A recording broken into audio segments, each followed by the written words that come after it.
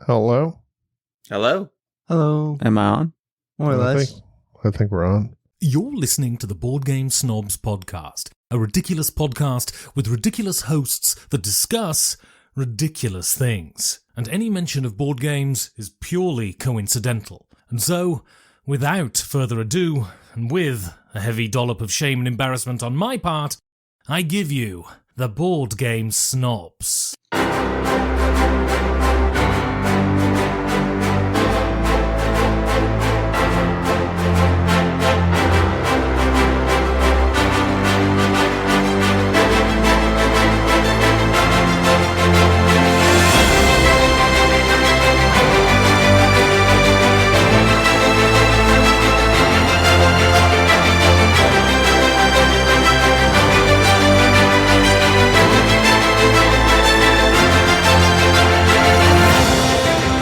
And go. And welcome to the Board Game Snobs podcast.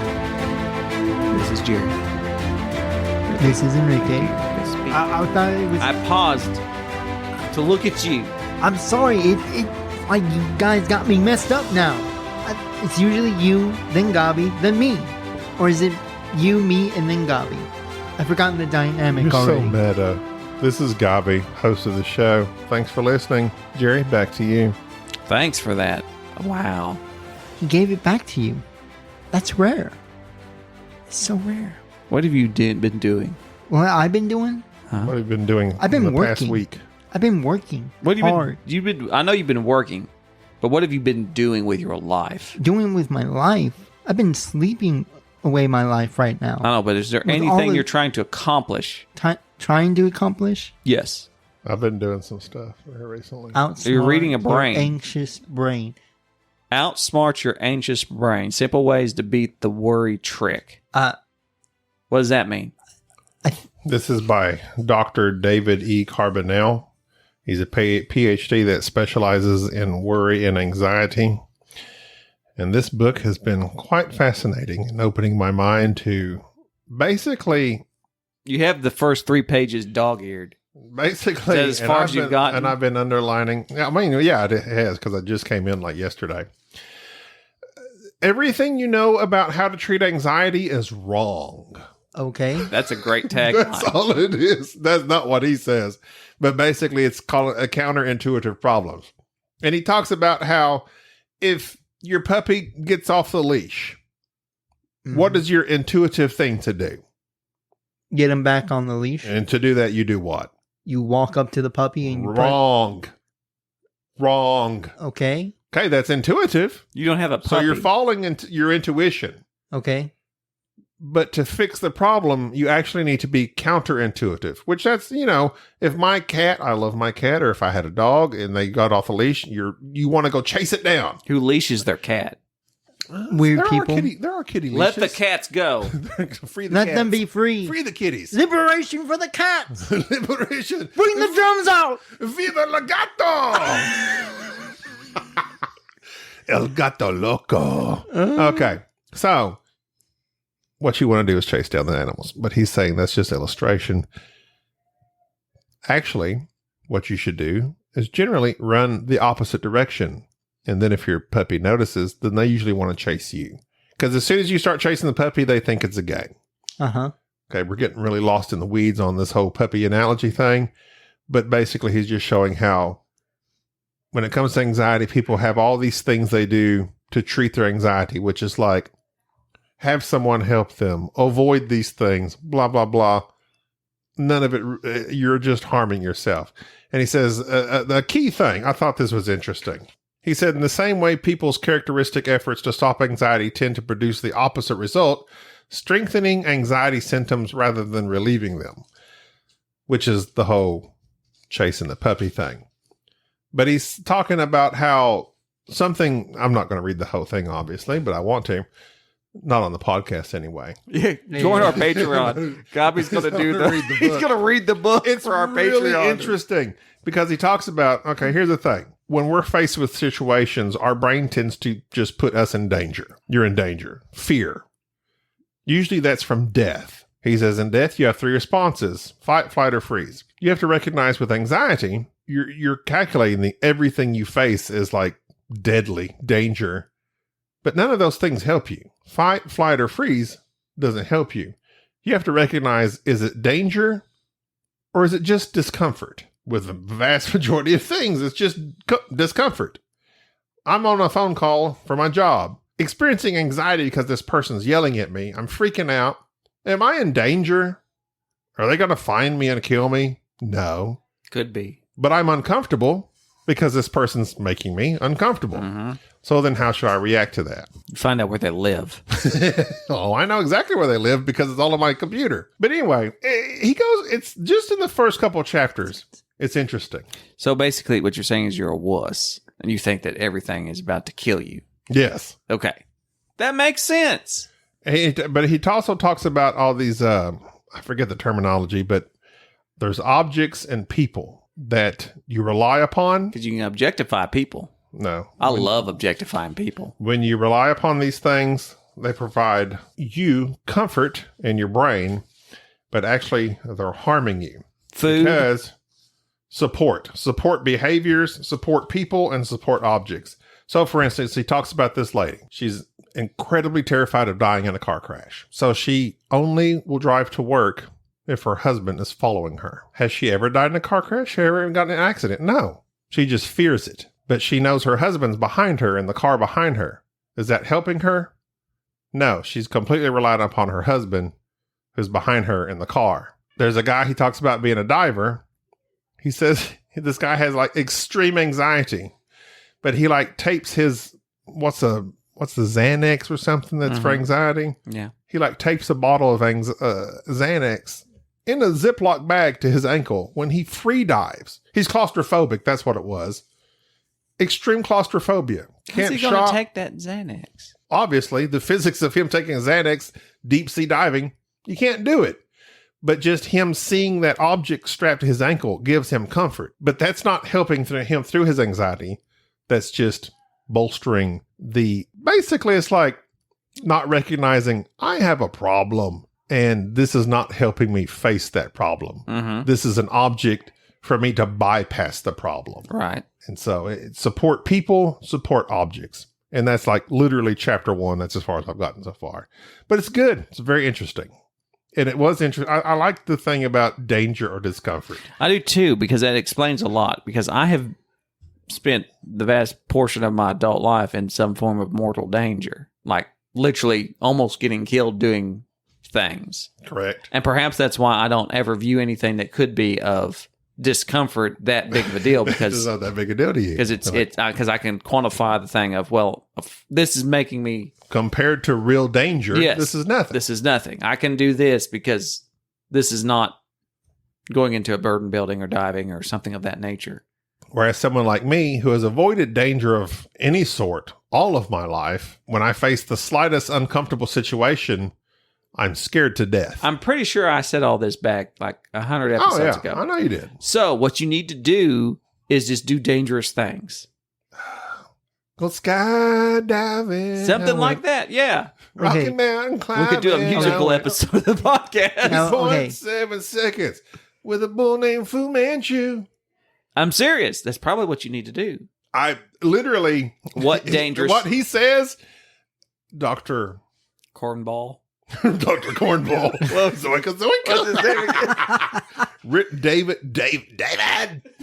Such a masculine name. I love that name. David A. Carbonell. Carbonell, that's what I said. He says not to boil it down to this one phrase because he says it really doesn't help or is effective, but it is basically face your fears. Right.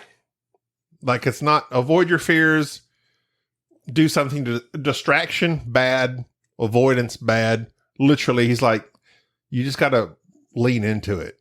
Uh-huh. Or there's another doctor he mentions, like from the 60s that did studies, and they call it like the float method. Just like, basically it's like, just chill out. It's not going to be that bad. It's going to end soon. But people with anxiety, like we don't think that way. It's like, no, I got to do something. I got to do something to avoid this. I got to get out of this situation. But it's not going to be that bad. No. You're not going to die. Right. And yes, I know you have literally like did this when I've called you in moments of anxiety before. You're like, it's okay. This is not, I've literally just created scenarios in my brain of me like telling somebody, I don't want to talk to this person because I'm afraid they're going to do this, this, this, and this, and this, and this, and this is going to be horrendous. And you're like, that's absolutely absurd. They're never going to react that way. That's the absolute worst case scenario. And the worst case scenarios, almost 99% of the time, never happen. And that's a lot of this book. But I'm just on chapter 1. But so far, so good. There you go. That in conjunction with the fact that I got on medicine a few weeks ago. Oh, that's right. You texted me about that. Yeah. You said I didn't know you got on medicine. I'm on it. I can't tell you what it is because it's not yet prescribed in the past and the future, but I'm on it at this point in time. There you go. Okay. Oh, so you're not on it currently, but No, I'm on it at the time of this publishing, but I'm not at the time of this recording. so if you had What to time of time paradox is this? if you had to guess, how do you think it's going? I think it's going really good. All right. So you can listen to this podcast later. Why don't you just do this as an exercise? Just tell yourself now, so that when later you're listening to this and it's already in your system, how it's going. It's going really good. You feel great. It's going really good. You have no anxiety. And like he even talked about the positive affirmation stuff. He's like, No, I don't do positive affirmations. I do the same thing. I'm all in on Dr. David. You're a loser. This is what you should get this guy's number and do that. Call him. Like, what about Bob? David. Is this David? A. Carbonell? I read That's the only way I can say that name. I read your book about Outsmart. He had another book that I was going to buy, and of course I stumbled across this on Instagram, but it's called The Worry Trick. And he's wrote like 3 books on all this. It's his specialization. And I got inspired to read this because I know Jerry reads all these like science type books or psychological type books. I do. And I was like, you know what? Well, I'm just going to read this and see. I'm curious if I could beat my anxiety without medicine. Well, yeah. It's The medicine, all the medicine is doing is just adjusting your chemicals in your brain, which you can do that naturally. Just through, it's all learned behavior, unless it's something that's a genetic. Yeah, like you learned to be anxious. You weren't. Right. You can be an anxious person, but you've developed habits that have made you even more so. Yeah. So, I mean, I have fed my anxiety. Right. Tremendously. Buffet. A smorgasbord. Smorgasbord. Here you go, anxiety. Yeah. Eat all you want. So, I mean, and here's this monster, this Incredible Hulk. David.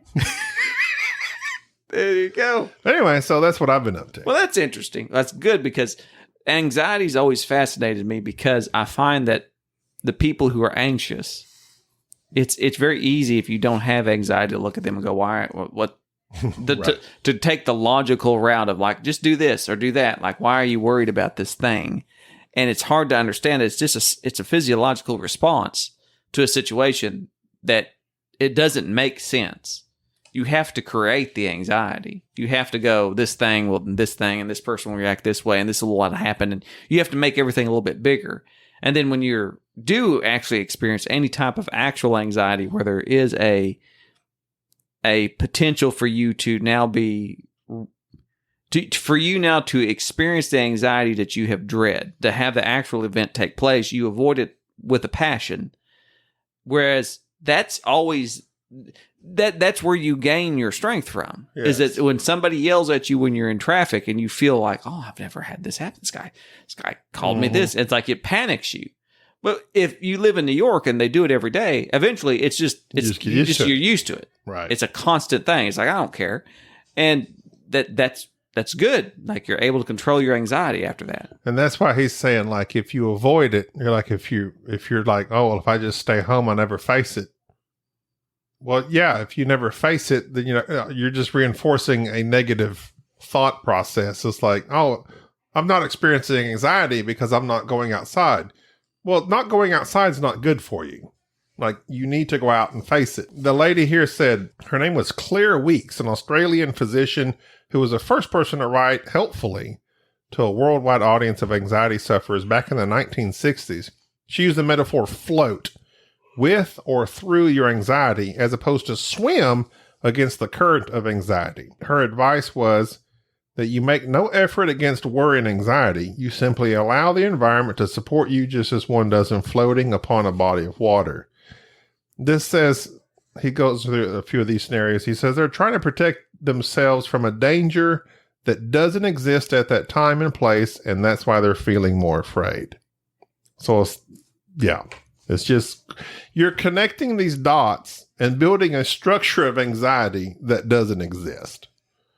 And it's super difficult to realize that unless you're willing to realize that. Like, you have to, we've mentioned before about the ability to be introspective. Is that right? Mm-hmm.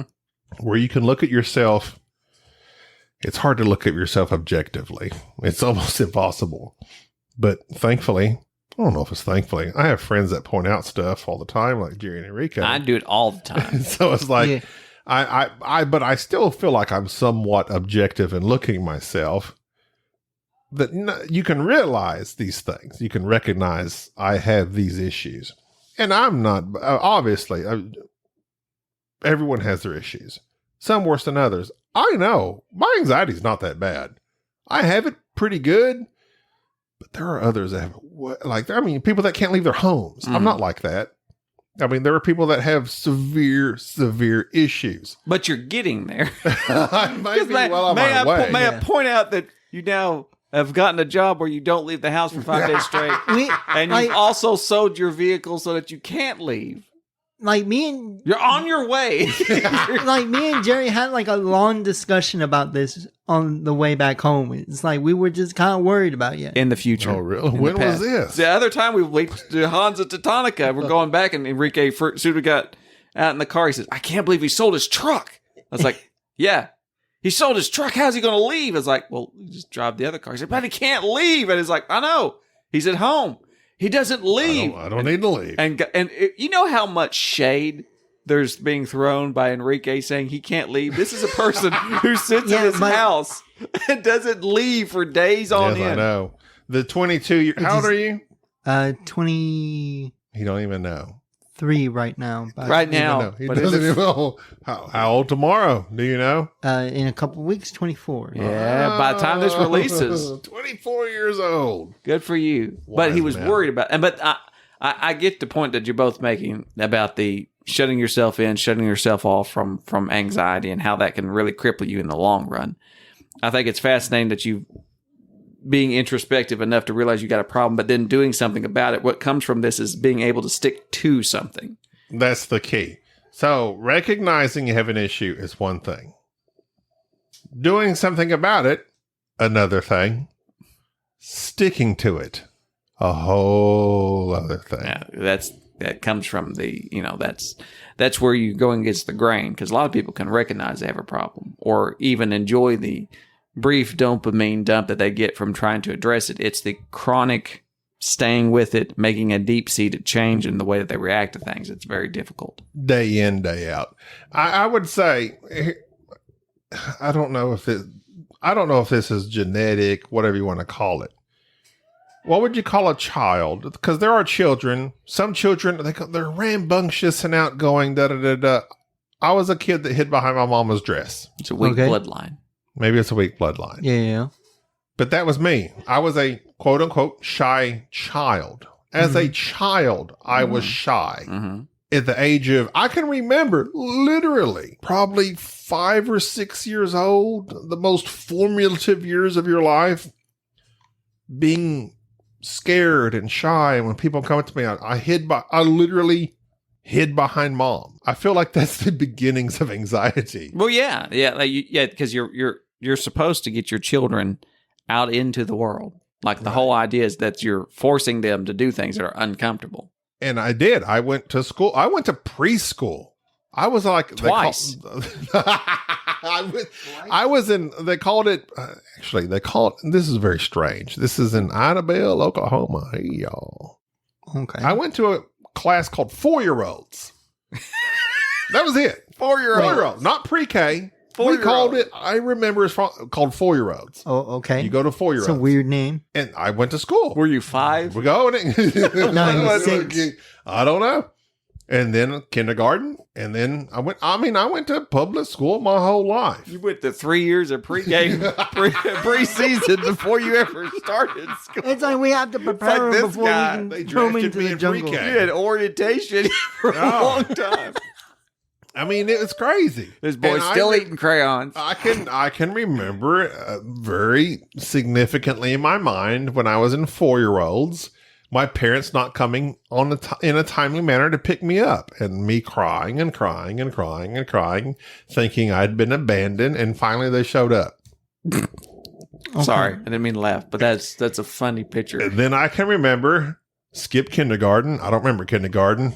I don't know what happened in those years. I'm sure I ate lots of cookies and maybe crapped my pants a time or two. I don't know. But at some time when I was in the first grade, we put out a play in which it was a Georgie Porgy pudding and pie, ate something and made them cry. Kissed the girls and made them cry. He ate nothing. That's a Samuel L. Jackson movie, isn't it? Or a Morgan Kiss Freeman? the girls. Kiss the girl. Morgan Freeman. Morgan Freeman. Georgie Porgy pudding and pie, kissed the girls and made them cry. Never heard that. Really? Never. That's a new one. Maybe Yeah. it was an Ida Bell thing. That's an Idabel thing. Weird. So I remember being on a bus. I had to pee extremely badly. Urinated all over myself On the bus. on the bus, in my jeans, and like had to get out and leave. And like all the kids knew I had urinated on myself. Scarred forever. Yeah. I remember Okay. just Yeah. And so like basically everything I remember like there's some, I remember when we did this, no, I remember two things. My parents forgetting me and me peeing on myself. Uh-huh. And then fast forward to 18 years old. Like that's from my memory. So I don't know. I just was wondering, I'm wondering. So there's children that are, I don't know if you're naturally outgoing or shy, Mm-hmm. or if that's something that is from Well, I'm sure. infantry. Yeah, I'm sure that like you get, there's certain kids that are more predisposed being introverted. I was not. I've been very introverted. And the environment makes a big difference in how things are addressed when bad things like that happen. Like if you experience something uncomfortable or something of that nature and you're reinforced, it's different. Right. Even as a small child. You don't want to flashback. Maybe I do remember a few more things than I realize. I need to get on the couch with a therapist. I remember in Piggly Wiggly. That's a grocery store. Mm-hmm. Walking through the aisles, generally I would get sidetracked doing these little I was doing like some scratch offs from some root beer. I don't know how that was back then, but this is like in the 80s. I do a scratch off. They're like, oh, you're going to get a free root beer if you get like 3 diagonal or something. But then, like when I get done with that, Mama would have went shopping in the Piggly Wiggly, and I would just like freak out if I didn't see her immediately. And like I'd be searching aisle by aisle for Mama and just like crying because I couldn't see Mama immediately. I was young, like probably 6 or 7 or 8.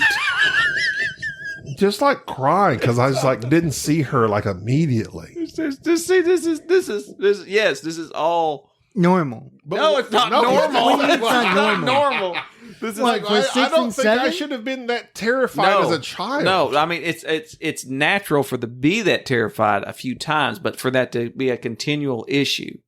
And it's an issue to this day. If my wife doesn't call me like in a certain period of time, I just assume she's dead in a ditch. Okay, Right. well that's not normal. But Yes. the 6, 7, it's When kind of normal. Charday doesn't Now, let me know she's made it home safe within the time it takes to get from my home to her home, I assume she's dead in a ditch and I'm freaking out and ready to drive the car out, which I have done on occasion. Multiple times. Yeah. This should be a thing that, well, there's a good practice for you. She does not have to text you that she made it home.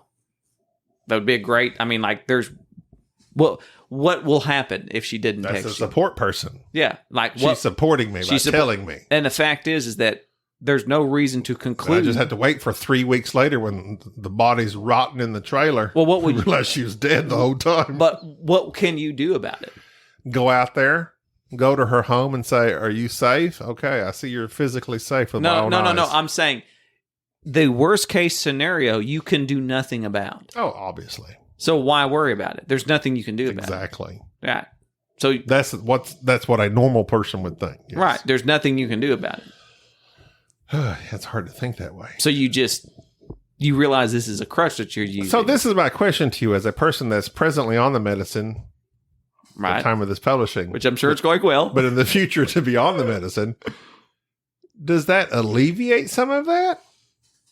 Well, yeah. The medicine? Well, no, I mean, it tones or it is down. it? It tones it down. I'm just trying to think, what part is it? Will medicine just heal me, or what part of it is it just active work on my part to fix the brain? Okay, so they've done studies on like depression. I can't speak to anxiety, but they've done studies on depression, and they use like some metric from like 1 to 40, and from 1 being just completely depressed, like nothing that would be remotely depression, and 40 being horrifically depressed. On that scale, medicine drops you down by 1, meaning if you're a 38, you're a 37.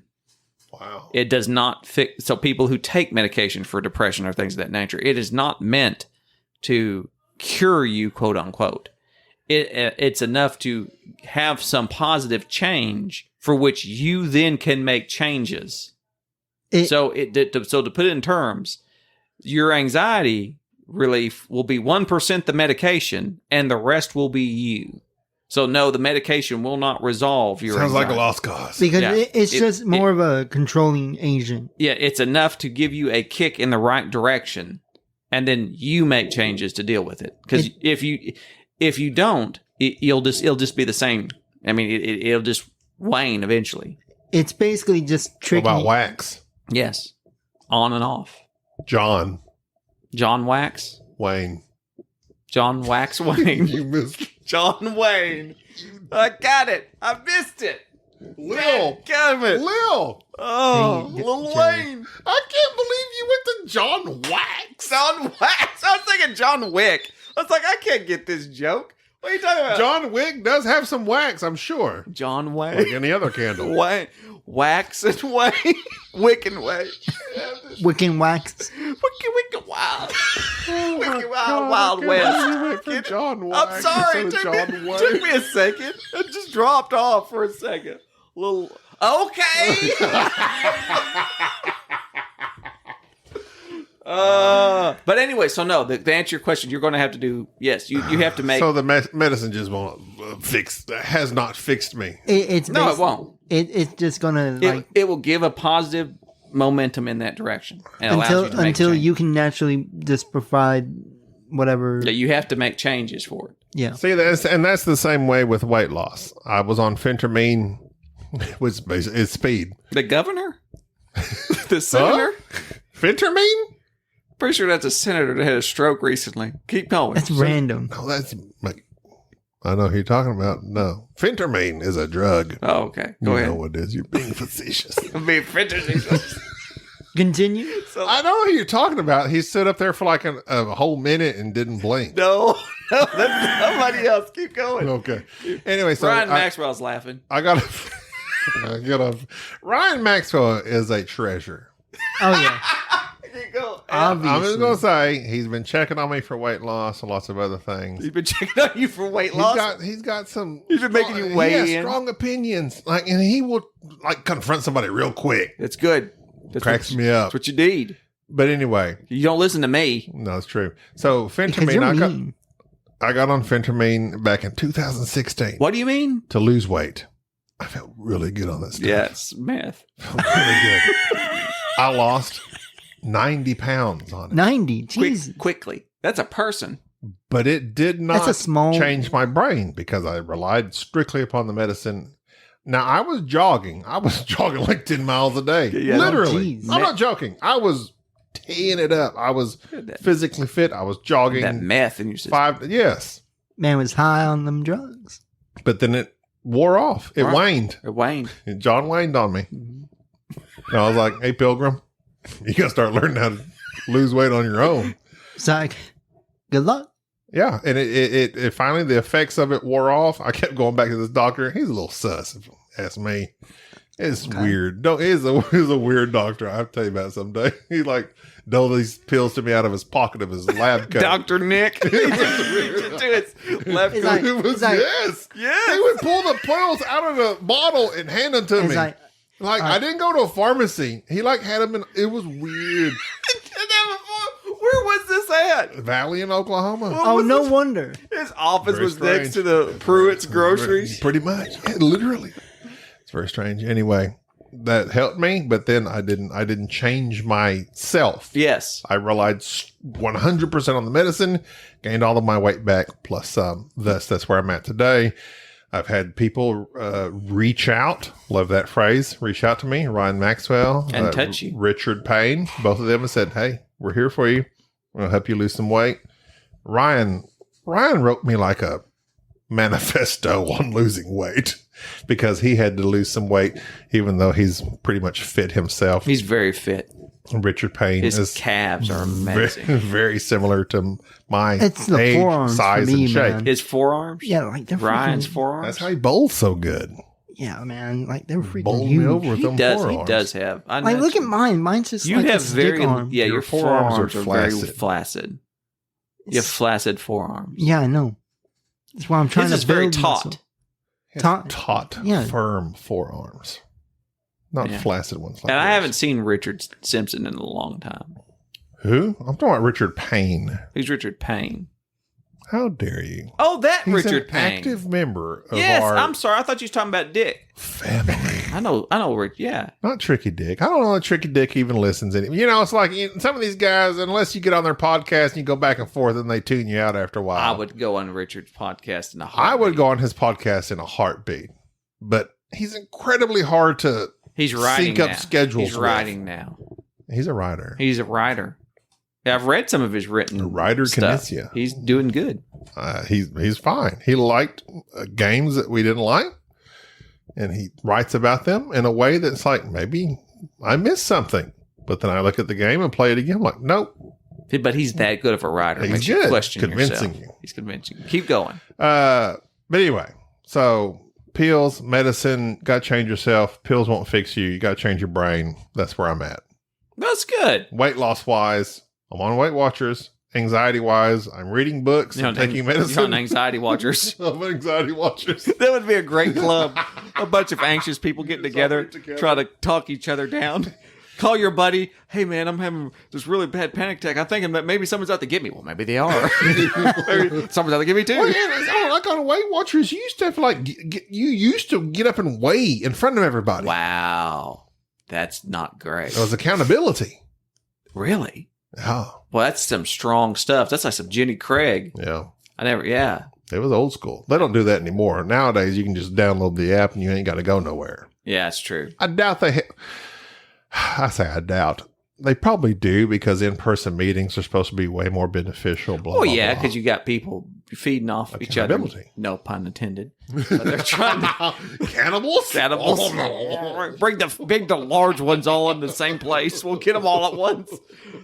They can't outrun us. That was awful. That was an awful joke, and I'm sad I made it because we don't fat shame on this channel. Yeah, you do. We do. Channel. Yeah, this is the gateway. The gateway. I haven't heard that in a long time. You haven't heard it ever. What do you mean? Are you making any positive changes in your life? I'm trying to. What are you doing? I'm working out a little bit, just trying You've to. been talking about you working out. Yeah, I have a little bit. I haven't been recently because Nah. of all the work I've been Can doing. I say something so Sure. that you don't get disappointed? You can't make your hands bigger. Obviously, no. I No, cannot however much you work them out. Now they might a little bit. Well, like, yeah. Even a friend like sent me a video on how to make your hand bigger, and it's just I'm not sure you can. A hamburger. Ham bigger. Oh, Now, I got interested there for a second. See, If I could donate a phalange bone to you that they could extend your hands, I'd do it. You could I bet you I could like lengthen my a hand, phalangeoplasty. but it'd be very painful and very expensive. Yes, it'd be very expensive to extend to, I to would wide. loan you a few bones out of my hand. That's how much I love you. I'd give you one of the 213 bones. To be I all have. honest, I Okay. kind of like my little hands because I can get into some places. Tight spot. You stick your hand in that toaster that one time. Well, yeah. What I like is that anytime if you hold something in your hand and take a picture of it, it looks much bigger. Yeah. Like if you ever took pictures of fish that you'd caught, you could have caught like a perch, but it looked like a bass. You just holding it. Have you It ever? would have to be like a close-up video, though. Well, to I'm be just saying, honest. there's benefits to it. Yeah. Plus, you'd probably be an amazing surgeon if you had the dexterity to go with that, because your sadly, hands I do could not. fit into little portholes. I'm too shaky for the dexterity. I have trimmers, not the grabloids, Graboids. not the grabloids, not the Kevin Bacon grabloids. Oh, that's a good one. But Graboids. I thought they were grabloids. No. Graboids? Graboids. They just grabbed you. Graboids. Graboids. I saying grap, like they grapple with No. you. Oid. Don't you have to be really? What are hemorrhoids? I mean, I know what they are. Can women get hemorrhoids? Heroids? Heroidal. Stop. On Heroidal Herrera. He's a great talk show. Remember that time he opened Al Capone's safe and it wasn't nothing in it? It's empty. Empty. Oh God. You don't remember that. You look- Disappointment. I don't. ensued. I don't know anything. Anyways, I'm The sorry, great but you mustache. are working out and that's great. Your Yeah. hands will never get bigger, Obviously not. but I applaud you. Either way. It's so adorable to see you clap. I can still do this with my tiny hand. That's fun. All right. Well, I have been playing. Do you have anything else to discuss? I'm making positive changes. What are you doing, Jerry? Oh, yeah. Awesome. Yeah, he's got, Besides you being awesome, Just what are you being more doing? awesome. Being more awesome. I'm winning. How's your health? How's your heart? How's your kidneys? Great. You were supposed to go to the doctor and get some diagnoses. I'm doing great. You're doing great. Doing great. There's no reason to worry. he's still working I on don't his know if I should temperament. believe that. I'm serious. This is great. He's still working on the temperament part. Though. He's getting there. Oh, his temperament's- actually, he seems very more like relaxed here lately. So Yeah, because he hasn't yelled at me recently. and there's a good reason for that. Good. So here's the thing. So sometimes it's best, when things you grapoid Graboid. with your own mortality, and you realize there's some things you can't change, so you just change what you can. And my goal here recently is to be so, Alive. no, just so alive. My goal's been to be not Frustrated. so alive. I'm preparing for death. No, it's just not to be so frustrated and angry and Like just you're like- quick. I'm calming down. I'm chilling out. I'm trying not to be so Appreciates sharp, that. and I can't. It's incredibly difficult because I have such deep seated everything. You have an opinion about everything. And that's not just an opinion. It's that everything irritates me. Yeah, that too. Absolutely. Maybe that can shorten your mortality, Every- your lifespan. I also noticed that you become very irritated when you also are well versed in something as well. Enrique's pointing Yes, out all this I weak do. stuff. I get very Be- irritated. Yeah, because about things. I get irritated too. I know, but you don't know. anything. your irritation is more emotional. Tell me about it. It's more emotional How than dare you. Your irritation is not as Where do you justified. get off? Justified. Like- That's mine. Justified.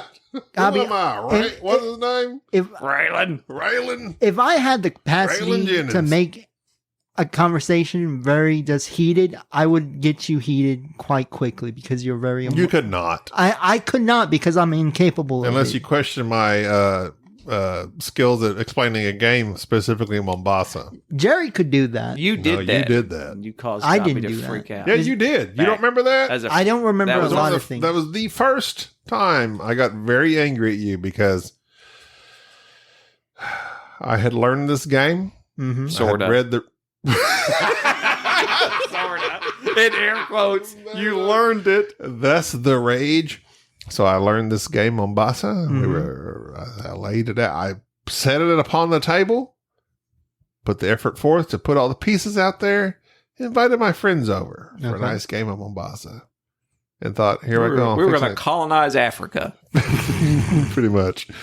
And I was like, okay, here's Enrique and Jerry. I want to discuss this game with them and explain the rules. And like you proceeded to taunt me at my learning of the rules, knowing that you have never learned a game nor taught any rules to anyone at the time we played this game.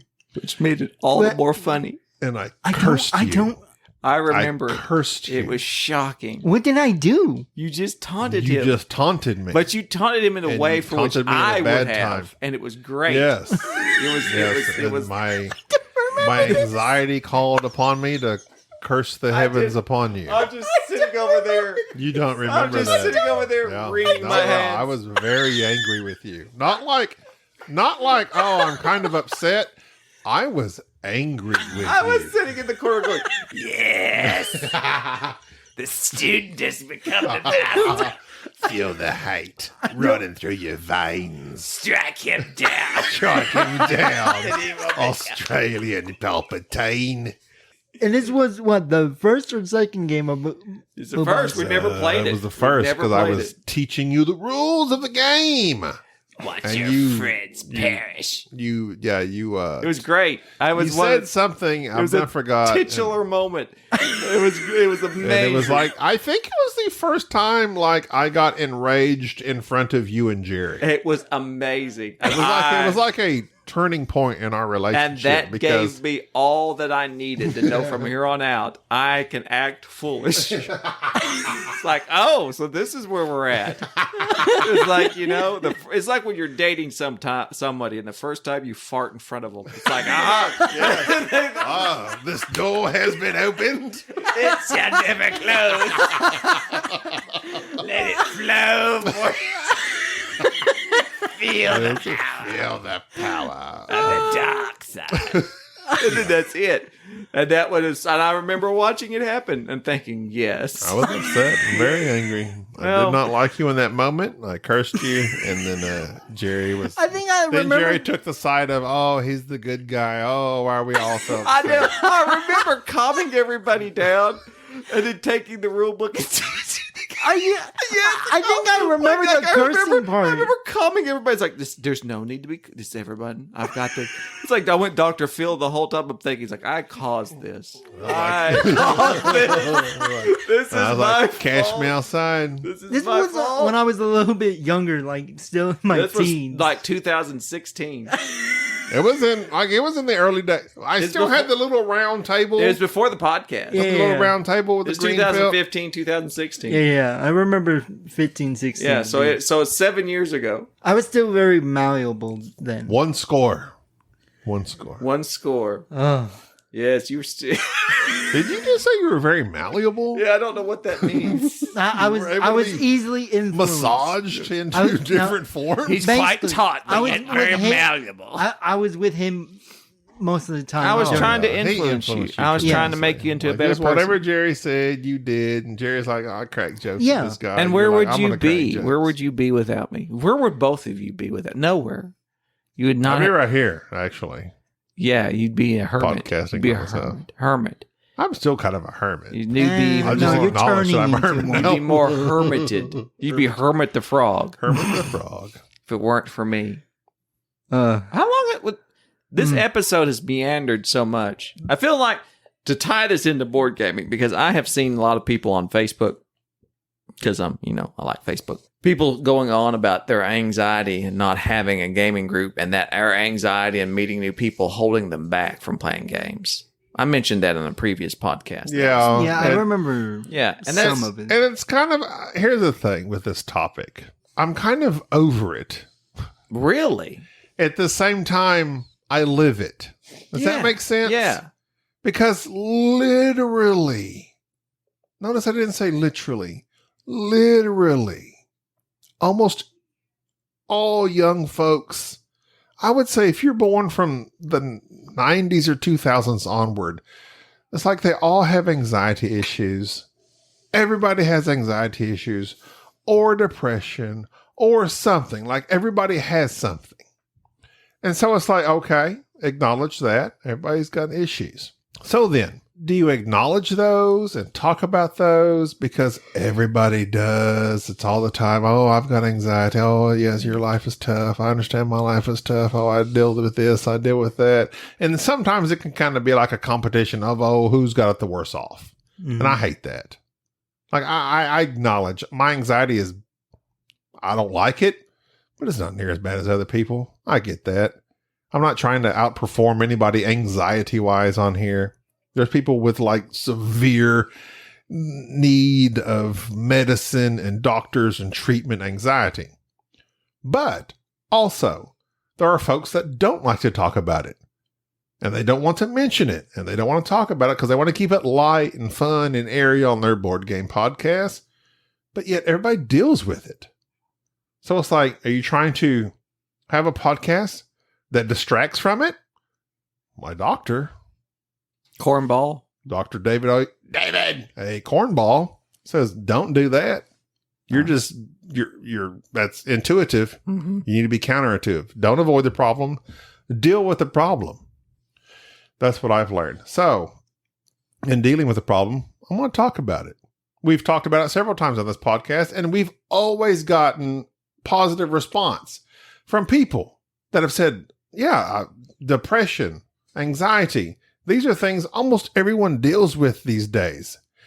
I feel like, and 100% I believe this, board gaming is a support object.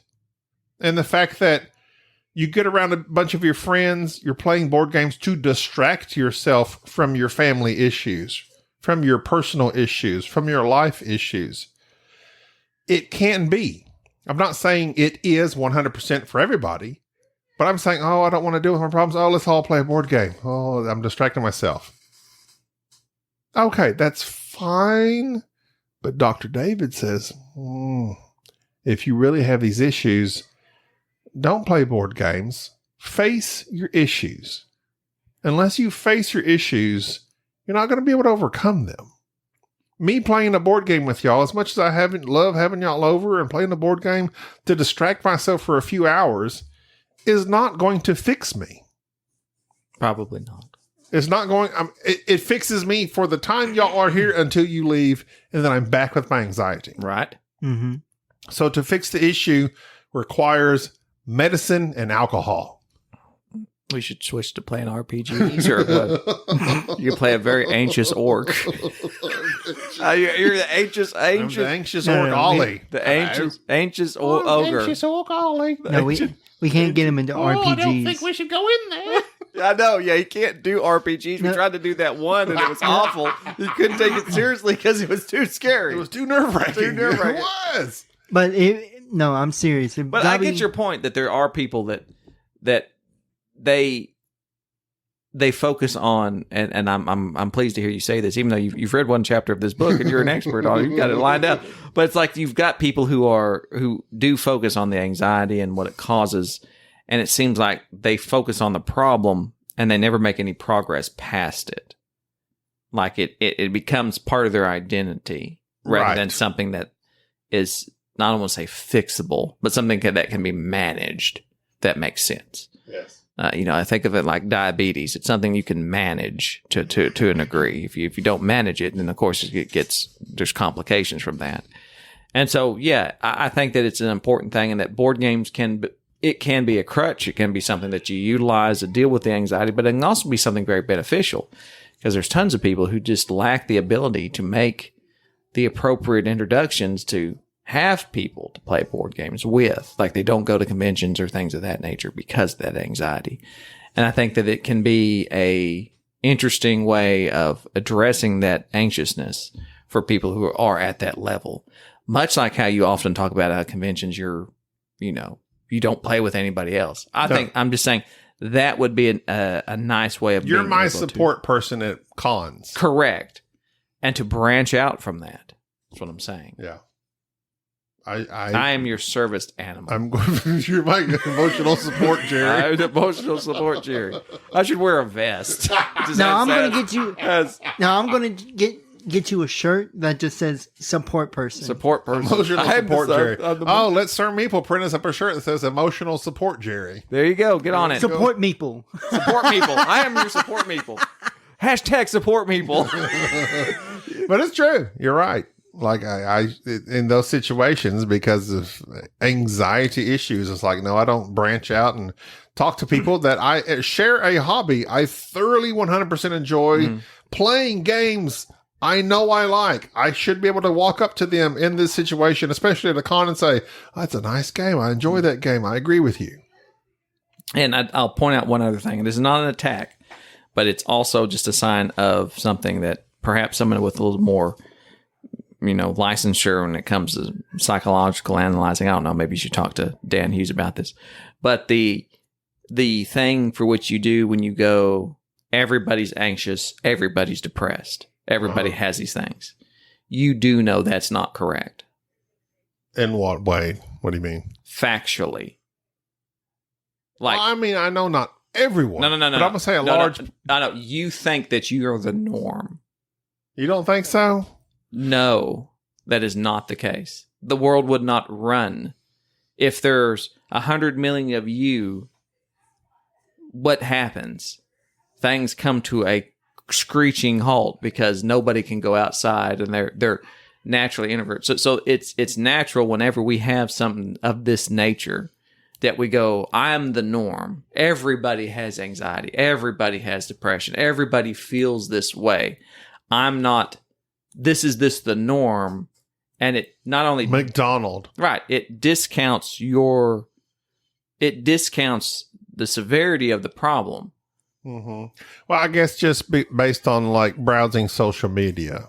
Well, that's again, social media is not an accurate. Right. I mean that's. I know it's a lie for the 90% and the 80%. 80%. Well, it is like it is like 80% of it's bots. So you're just seeing what you put in, and the other half of it's just lies. And so it's like you don't know what people are putting out there. But from a clinical standpoint, like that simply cannot be the case. And I would almost say, and this may be, this is a weird thing to say. I almost think that some people put like anxiety and depression out there as like something, I don't know how to say this, but like cool to be strived for. And I think people get like on that train. Does that make sense? Well, it can be like a social contagion. Like it's like, oh yeah, I suffer. I don't know. It's a weird thing to say, but I feel that way because it's like, I see these people and I'm like, I don't know. That's a weird thing to say. It is you're the quantified. It's the fact that some people will take certain aspects, whether it be anxiety, depression, whatever these things might be, and they make autism. They make them a part of their personality. Like it's like that joke I used to always say about there's some people that have beards and beards are their personality. Yes, that's their truck with the 20-inch lift, rims and all that. That's their personality. There's ways of people who want to identify, and they strive to be able to have a label to say that I'm this and I'm this and this. And some of these labels can be negative. They understand that this anxiousness, depression, whatever it might be. These are all labels that help fill out who they truly are, rather than going a bit deeper and realizing these aren't necessarily just labels that you're giving yourself. These aren't things that you use to fill out your personality. This isn't you, is what I'm trying to say. Mm-hmm. You are not an anxious person. You just have anxiety. There is a difference. Being an anxious person is somehow an inherent thing for which you shall always be. You're not. You just have anxiety, something that you can give away or do away with. Does that make sense? Yes. It steals the agency and makes it a part of you rather than it being just a facet of something that you're dealing with right now. I think everybody has at some point in their life been depressed or anxious or whatever. Yeah. Fill in the blank. It's a natural feeling. It's a natural feeling. But what is unnatural is to take that and to have that label and to carry it with you for months and years and the rest of your life and never address it. That's when it becomes a chronic issue and part of your personality. Is your name David Carbonell by any chance? No, I'm just saying. It's just that's like I said. It's just very similar. It's just a natural thing of. I probably read that. Who knows? You probably did. I read a lot. David.